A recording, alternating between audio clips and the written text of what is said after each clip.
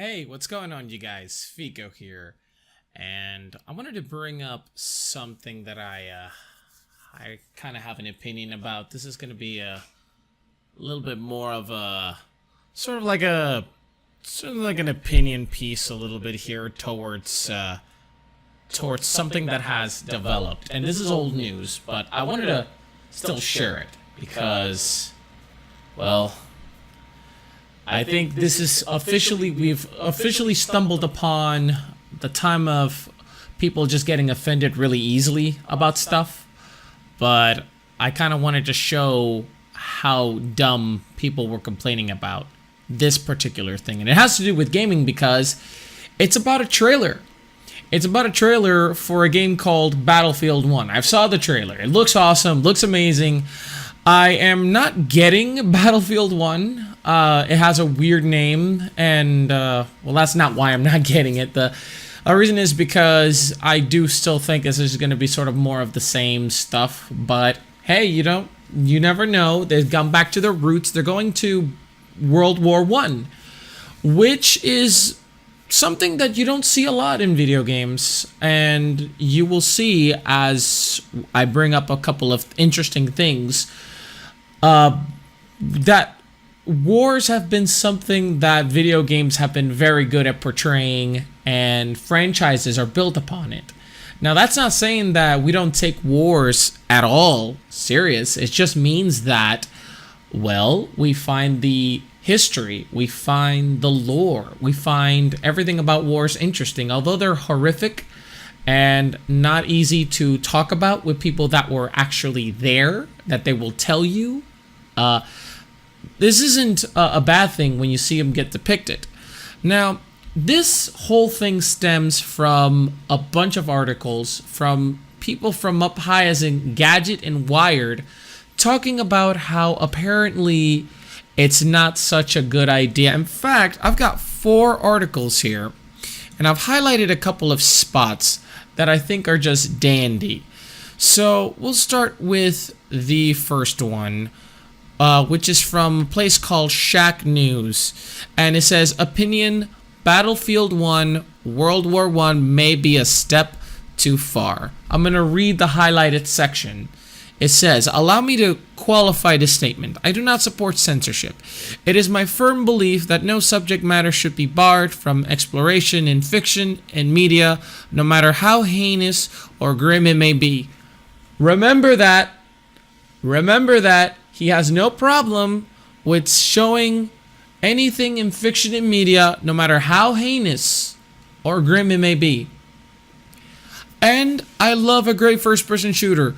I've shot and stabbed virtual zombies, Nazi soldiers, demons, and any other generic stock enemy with the best of them. I'm not squeamish towards video game violence, and I'm rarely bothered by the setting or themes contained within. But hearing people cheer at the sight of a man wearing a gas mask, effectively stripped of his humanity, staring down ominously at his foes and brutally killing him with a spiked club was unsettling at the very least. Then to see tanks tearing apart trenches, mustard gas being ejected, bayonets buried in men's chests, and heavy artillery colliding with mounted infantry, all while a loud dubstep remix of the White Stripes' Seven Nation Army blared above the sounds of the battlefield gradually revealed Battlefields and other major shooters outside of EA's pen. Transparent, opportunistic glorification of the horrors of war. Okay, so you've got a good feel for it. He's perfectly fine. They're perfectly fine with glorification of violence, with violence taking place. He's perfectly fine in shooting a whole bunch of things, but unfortunately, when it gets down to the nitty and the gritty of an actual depiction of something that is still not real, is still done in video games, then he gets squeamish. And the last part he said was kind of interesting. It says the opportunistic glorification of the horrors of war. Now, let's talk a little bit about World War I in terms of things that have been done. Now, there have been many movies done just based on World War One. Paths of Glory, The Grand Illusion, The Big Parade, Lawrence of Arabia, a mega epic movie, War Horse, Flyboys, Hell's Angels. I mean, if you go to Wikipedia, there is a list of movies that are being done of World War One that go all the way up to the 1918 year, the 1910s. They have been making these. There were 4 of them released in 1918. And guess what? It's done by many, many countries. You scroll down and they're all over the place. There have been television films and series that have been done about all of this. And nobody had any problems. Nobody had a single problem with movies like this. I mean, I'm going through the list and nobody said anything. I mean, when Lawrence of Arabia came out, nobody was like, oh, you've gone too far. Or maybe they have, but I mean, not to this stupid degree. I was like, oh no, you went too far. You could not. No, don't do that. Lawrence of Arabia, as I said, it's considered to be one of the quintessential movies, best movies ever made, and it's a World War One movie. And I guess nobody cared about that. I guess they care about that now, but it just goes to show you that this isn't new. This has been going on for almost 100 years, and people go and watch. I mean, they make these movies because people watch them. And people watch them because they're interested in them. So, I don't know why suddenly you find this just completely like World War One is like where you stop. But there's more. There's an article by Engadget that's titled, Why I Don't Have the Stomach for Battlefield 1. I just highlighted the section I'm going to read. It says, but apparently I find it easier to look the other way at the atrocities my character is committing when it is in a made-up universe or when I'm slicing up orcs in fantasy games. Real up-and-close and personal human-on-human violence, like crushing a soldier's head with a mace, is a bit much for me, particularly when the conflict in question remains one of the most deadly of all time, with 8.5 million dead combatants and 7 million civilian casualties. Not to mention the events of World War I contributed to the rise of the Nazi Germany and by extension the massive losses at World War II. It also helped shape the decades-long isolationist policy here in the US, something that kept America out of World War II until the Pearl Harbor attacks. That's another thing I've noticed. Apparently, they're not okay because World War I was just such an impacting and important event in history. And I don't doubt that at all. It's a very horrific event. But he mentions World War II, and it's kind of funny because I'm going to get around to that. But let me just show you another interesting bit of information, which is another article I found, which was List of Wars and Anthropogenic Disasters by Death Toll. And it says here that World War I had about a estimate of about 21 million deaths. And it does not include the worldwide Spanish flu deaths. So, World War I, it was 1914 to 1918. And it was about 4 years, 3 months, and a week. Okay, 21 million. That's the max, highest estimate. Do you know how much World War II was? Would you like to know?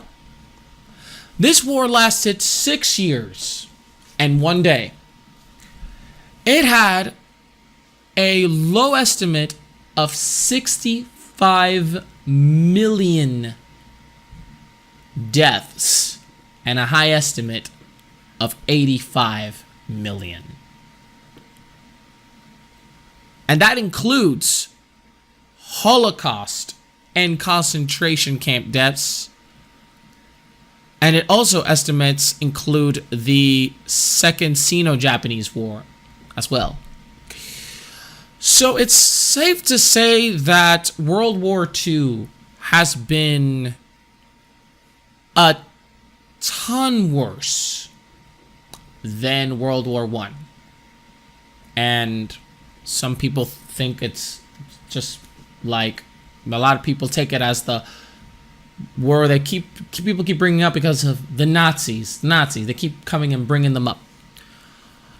And this guy, Nathan Ingraham, apparently cannot stomach it because, in his words,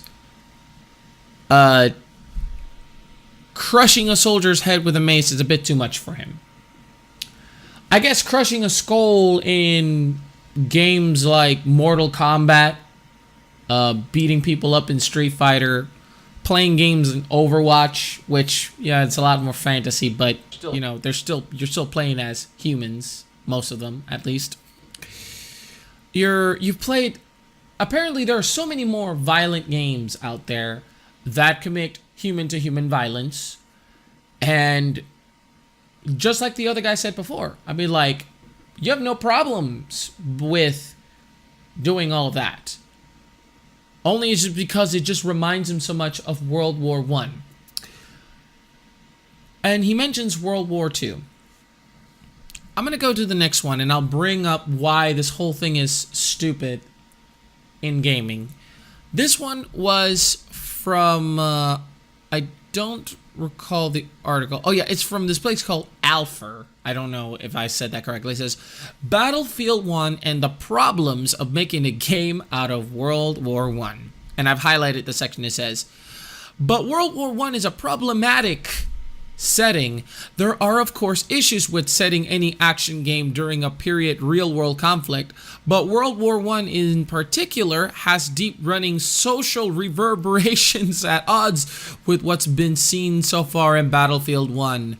And this is a quote from a historian at a Stanford University specializing in the World War I and memory. His name is Murphy Temple, and he says the tone in the trailer is so different from most discourse on World War I, especially in the UK proper.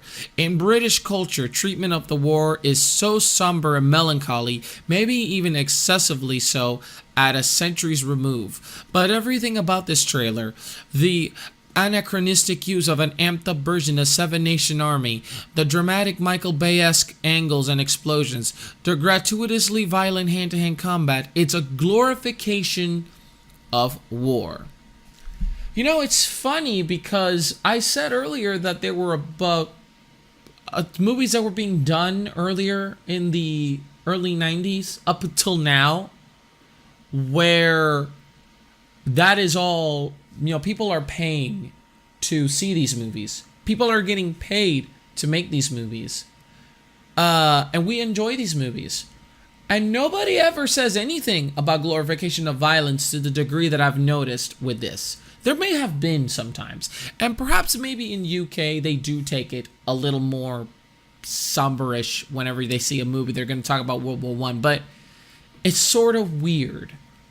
Because he has an issue with games depicting in World War I. But we'll get to the last point because this is the point where I really want to bring it. Because everyone here has sort of just not even mentioned that. But this is the last one. And this one is from Wired. And it says, World War I, though, grew from a complex web of old world alliances. It offers no clear-cut narratives of heroism or villainy, just squabbling dynasties vying from their own interests in a particularly brutal war, and it gave rise to new ways of killing as aircraft, tanks, poison gas, and other weapons fundamentally transformed combat. Cavalry charges and advancing lines of infantry were ineffective against the new technology, which cut men down in hailstorm of bullets and bombs. To adapt this brutal reality, the armies of Europe's Western Front embraced trench warfare, creating vast networks of tunnels to protect men from machine gun nests and artillery barrages. A war of attrition gave way to stalemate. The focus shifted from holding territory to simply draining the enemy's resources and will. It is a war of exhaustion. And what's funny is this part, because he does make mention of gaming franchises that starred in other wars. And this is where I'm going to bring up this little thing from Wikipedia. And it's a list of World War II video games.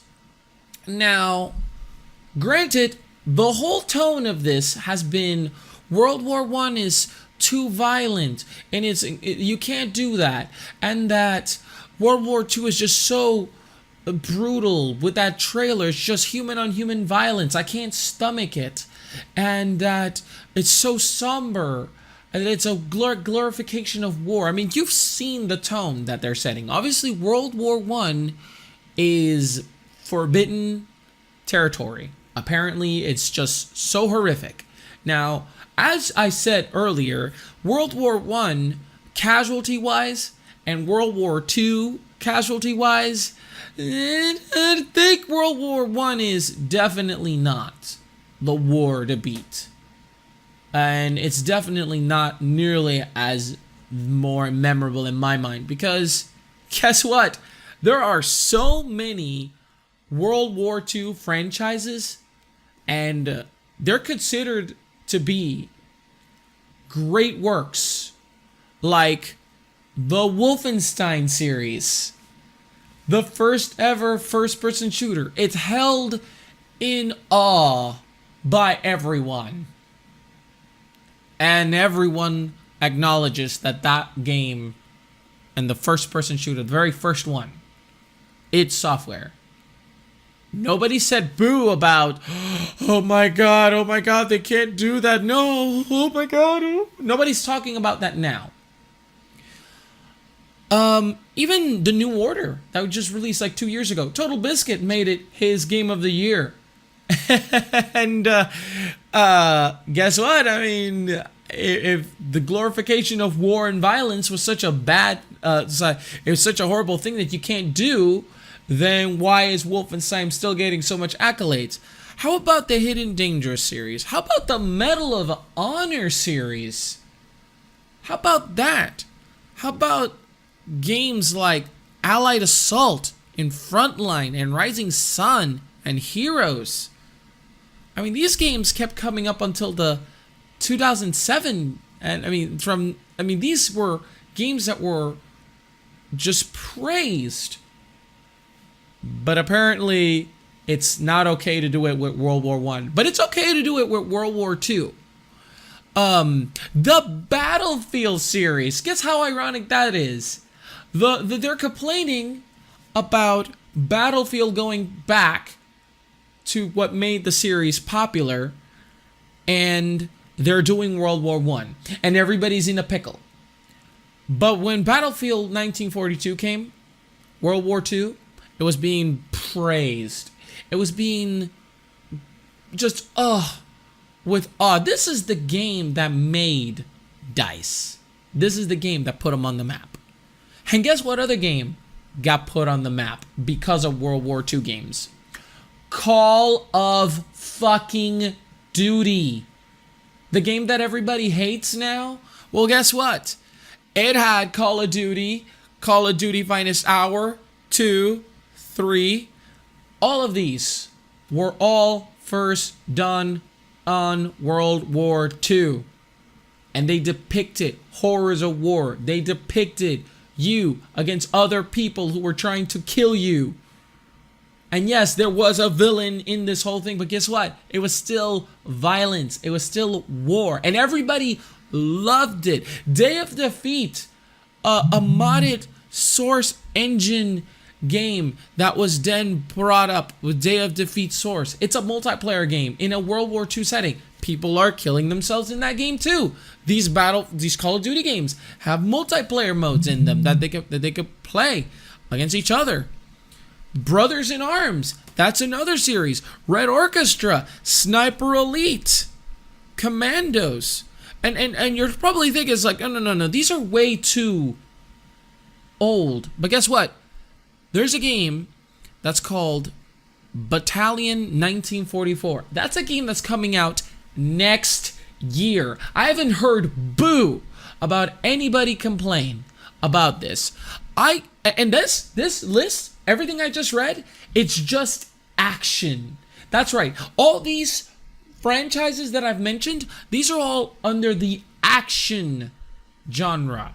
If you scroll down, you go straight to real-time strategy, which is the Blitzkrieg, the Close Combat series, Company of Heroes, Ruse, real-time tactic games, grand strategy games, turn-based strategy games, simulators, freaking simulators,